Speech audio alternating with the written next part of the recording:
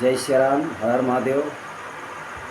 तो साथियों, बहुत बहुत धन्यवाद। आज का चुनाव महासंग्राम ख़त्म हुआ और मोदी जी की तीसरी बार सरकार बनने के लिए तैयार है।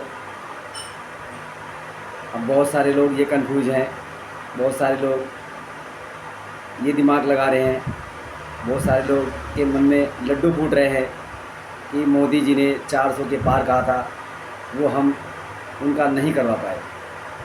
तो यही जो मन में उनके लड्डू फूट रहा है, मोदी जी ने कितने आसानी से पूर्ण बहुमत अपनी बनाई है, ये लोगों को हवा तक नहीं पता चला।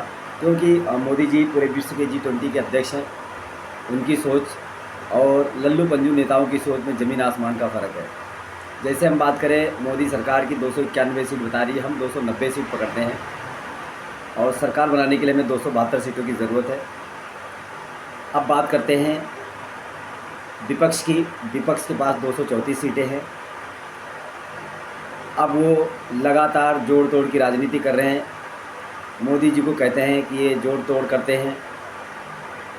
कभी कहते हैं EVM ख़राब है, कभी कहते हैं हमारा सुप्रीम कोर्ट ख़राब है, कभी कहते हैं हमारी सेना ख़राब है। तो इस तरह से कमियां निकालते रहते हैं, देश को हमेशा बदनाम करते हैं। हमेशा विपक्ष ने देश को बदनाम करने का काम किया है। आप उनका इतिहास उठाकर देख लें। तो इस बात को हम पहले ये क्लियर करें कि मोदी जी ने कितनी आसानी से तीसरी बार प्रधानमंत्री बनने के लिए अपनी पूर्ण बहुमत से इस राजनीति को एक उलटफेर दिया है। जैसे कि 290 सीट है, हमें 272 सीट चाहिए। अगर हम बात करें विपक्ष की, विपक्ष अपनी सरकार बनाने की, तोड़ जोड़ करने की पूरी लगातार काम कर रही है। दूसरे पे उंगली उठाती है, लेकिन खुद भी ये वही काम कर रहे हैं और दूसरे पे उंगली उठाते हैं। देखिए कैसे। अगर हम बात करें चंद्रबाबू नायडू की, तो उनके पास 16 सीटें हैं, जो बीजेपी के साथ में उन्होंने चुनाव लड़ा है। तो वो बीजेपी को छोड़ के कहीं जाने वाले नहीं हैं। मान लेते हैं अगर वो चले भी जाते हैं तो 234 में अगर हम 16 सीट प्लस कर दें तो भी इनका बहुमत नहीं होता है। और अगर हम बात करें TDP या जेडी इनका जो है RJD का, नीतीश जी का, अगर नीतीश जी भी इनके साथ जाते हैं तो भी 262 सीटें इनके पास होती है, फिर भी ये फुल बहुमत में नहीं है। कितनी भी जोड़ तोड़ कांग्रेस कर ले, अखिलेश जी कर लें या विपक्ष के सारे लोग कर लें, ये मिलकर भी अपनी बहुमत नहीं ला सकते हैं। तो कहीं ना कहीं मोदी जी का ये चुनाव के जो नतीजे हैं, ये वो किसी भी तरह से प्रधानमंत्री वही बनते हैं। 400 का पार जो नारा था, ये इसीलिए लाया गया था कि विपक्ष खाली इसी में इसके मन में लड्डू फूटते रहे कि हमने 400 पार इनका नहीं जाने दिया, हमने इनको रोक लिया। अब अगर हम देखें तो नीतीश जी का तो नहीं कह सकते हैं, वो हमेशा उलटफेर करते रहते हैं, उड़ी मारते रहते हैं, कभी यहाँ कूदते हैं कभी वहाँ कूदते हैं। इनके चरित्र का कोई भरोसा नहीं है। लेकिन इन्होंने भी मोदी सरकार के साथ में चुनाव लड़ा है।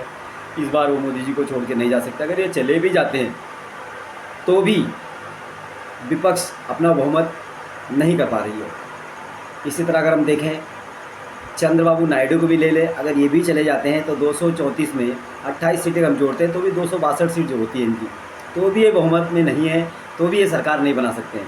तो इस तरह से ये जो चुनाव हुआ है, ये इसलिए हुआ है कि ये ना कह सकें कि हमारा EVM मशीन ख़राब है, हमारे मोदी जी ख़राब है, हमारे वोटर ख़राब है। किसी भी तरह से ये जो कहते थे वो सारे पे झूठ साबित हुए और मोदी जी ने बहुत ही आसानी से अपनी बहुमत बनाई है और अपनी सरकार बनाने के लिए पूरी तरह तैयार है। और इनको किसी की माई का लाल ऐसा नहीं है जो इनको सरकार बनाने से रोक सके। क्यों? क्योंकि माँ के लाल है ही नहीं है। ये पता नहीं किस से पैदाइश हुए हैं। बहुत सारे ऐसे विपक्ष में हैं जिनके बाप का पता नहीं है, जात का पता नहीं है, परिवार का पता नहीं है, फिर भी वो खुश है। लड्डू फूट रहे हैं, फूटने तो लड्डू, कोई फ़र्क नहीं पड़ता है उनको। लड्डू जो है फूटे उनके मन में, इसीलिए 400 का नारा दिया गया था। अगर ये 400 पार का नारा नहीं देते थे तो हमारी बहुमत में आने का कोई बहुत बड़ा रिजल्ट नहीं आता, उसमें असमंजस रह जाता, रुकावट रह जाती। तो कहीं ना कहीं मोदी जी का ये चुनाव नतीजे रणनीति काम आई है और पूरे भारत को मैं बहुत बहुत दिल से धन्यवाद करता हूँ कि मोदी जी के सानिध्य में ये चुनाव फुल बहुमत से जीता गया है। 290 सीटें लाकर मोदी जी ने दिखा दिया कि हमें कोई जोड़ तोड़ करने की ज़रूरत नहीं है, हमारी सरकार बन रही है। तो अंतर्राष्ट्रीय मीडिया प्रमोटर संतोष सोनी, मैंने अपने विचार को रखा है। अगर आप समझदार हैं तो इस बात को समझेंगे और विशेष बधाई मैं उनको देता हूँ गोंडा ज़िले के हमारे कीर्तिवर्धन सिंह राजा भैया को। उनको यहाँ से जनता ने जिताया है और हमारा निवेदन रहेगा कि जितने भी कार्यकर्ता हैं उनको एक पेड़ की भांति उनको सींचें और आगे चल के उनसे छाया व फल मिल सके, यही मेरी गुजारिश है। और हमारे राम प्रताप वर्मा जी विधायक जी के माध्यम से हम इस चुनाव में बहुत ही अच्छी तरीके से जीत हासिल कर चुके हैं और विपक्ष को बहुत ही बुरी तरह से लताड़ा गया है। तो धन्यवाद गोंडा क्षेत्रवासियों को भी, पूरे भारतवासियों को भी और पूरे देश से जो भी कार्यकर्ता हैं वो अपने आप मनोबल को और बढ़ाएं और मोदी जी की इस रणनीति को नमन करें और उनको धन्यवाद दें। तो बहुत बहुत धन्यवाद। संतोष सोनी, अंतर्राष्ट्रीय मीडिया प्रमोटर और शारीरिक सलाहकार, न्यूट्रिशन काउंसलर, RCM बिजनेस से रॉयल्टी अचीवर। आप लोगों को सबको बधाई देता हूं और पूरे बहुमत के साथ मोदी जी फिर से सरकार में आ रहे हैं तीसरी बार।